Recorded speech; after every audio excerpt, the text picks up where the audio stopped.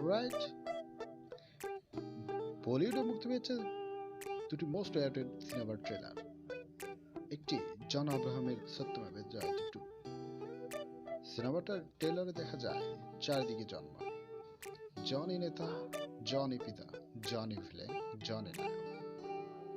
সিনেমাটির ট্রেলারটিতে তেমন কোনো ভেরিয়েশন দেখা যায়নি। এদিকে মুক্তি পেয়েছে সালমান খানের অন্তিম দ্য ফাইনাল ট্রুথ, যেখানে তার বিপরীতে দেখা যাবে তার বোন জামাই আয়েশ শর্মাকে। দুর্দান্ত অভিনয় করেছেন আয়েশ শর্মা, টক্করে অভিনয় করেছেন সালমান খান। সিনেমাটির বিজিএম হয়েছে যথেষ্ট স্ট্রং। বিজিএমটি দিয়েছেন কেজিএফ খ্যাত শিল্পীরা।